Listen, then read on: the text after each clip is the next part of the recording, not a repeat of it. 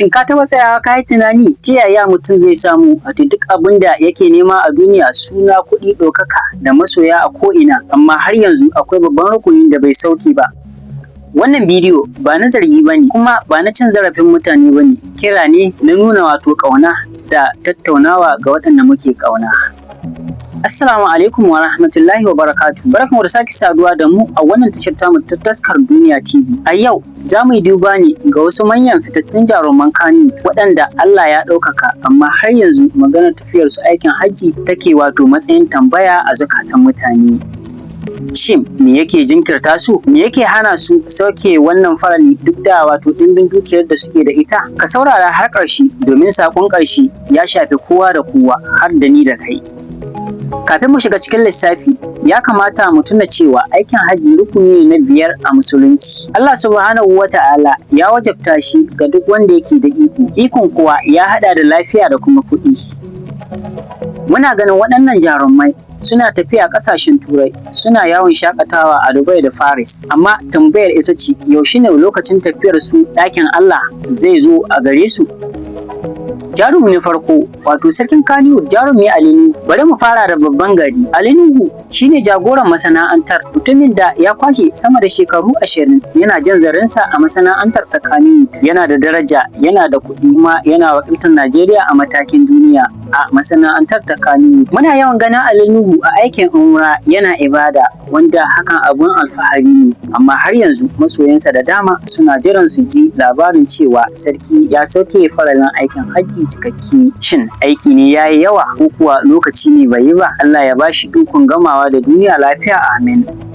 Sai jarumi na biyu wato jarumi Adam A. Zango. Adam A. Zango, Prince of Kannywood. Na gaba shine Adam A. Zango, jarumi mawaƙi kuma mai kishin kansa. Adam A. Zango mutum ne da baya ɓoye dukiyar da Allah ya bashi, yana taimakon kansa, yana kuma na rayuwa ta kece raini. Sai dai duk da yawan balagurun da yake yi zuwa ƙasashen waje, har yanzu maganar aikin hajji bata fito fili ga wato wannan babban jarumin ba. Masoyansa na fatan ganin ranar da zai sanya wato harami a ƙasa mai tsarki don gode wa Allah kan baiwar da ya yi masa. Jarumi na uku shine Sadiq Sani Sadiq. Sadiq jarumi ne da kowa ya san basirarsa, ya taka rawa a manyan fina-finai kuma ya samu kuɗi da ɗaukaka. Sadiq wato matashi ne mai tasiri, kuma muna ganin sa a matsayin mutum mai natsuwa, amma kamar sauran har yanzu babu labarin sauke farali. Ga matashi mai tasowa kamar sa, sauke farali tun yana da ƙuruciya babban rabo ne da zai ƙara masa kwarjini a idon duniya.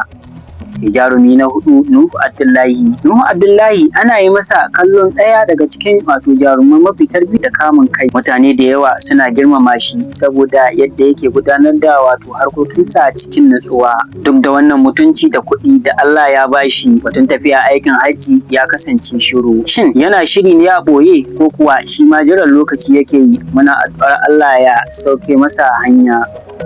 Jarumi na biyar wato Mustapha Nebraska. A ƙarshe muna da Nebraska, jarumin barkwanci da ya daɗe yana sanya mutane cikin farin ciki. Nebraska mutum ne mai faɗa a ji, kuma yana da kusanci da mutane, da yake yana faranta ran mutane. Ya kamata shi ma ya nemi abin da zai faranta ransa a ranar gobe kiyama, wato cikin rukunin musulunci. Har yanzu dai babu labarin zuwansa ƙasa mai tsarki don sauke farali. Waɗannan jaruman mutane ne kamar mu, suna da ƙalubale, suna da damuwa, kuma kowa da wato irin jarabawarsa. Ma tunatarwar a gare su ita ce, mutuwa ba ta jiran mai shiri. Dukiya tana ƙarewa, suna yana ƙarewa, amma aikin ƙwarai shine yake bin mutum zuwa kabarinsa. Ba mu suka gare su, addu'a muke musu. Allah ya ba su ikon zuwa su ziyarci wato ɗakinsa kafin lokaci ya ƙure. Haka ma mu da muke kallo, dan Allah ya baka ikon zuwa ko da sau ɗaya ne, wato kada ka jinkirta. Dan wannan sako ya taɓa zuciyarka, ko kuma kana da wata shawara ga jaruman, ka rubuta mana a sashen comment. Kada ku manta ka danna alamar like, sannan ka yi subscribing domin samun wasu bidiyoyi masu amfani kamar wannan. Ni ne naku Sadiq Abdullahi Busawa, nake cewa sai mun kasance da ku a cikin bidiyo na gaba. Wassalamu alaikum wa rahmatullahi wa barakatuh.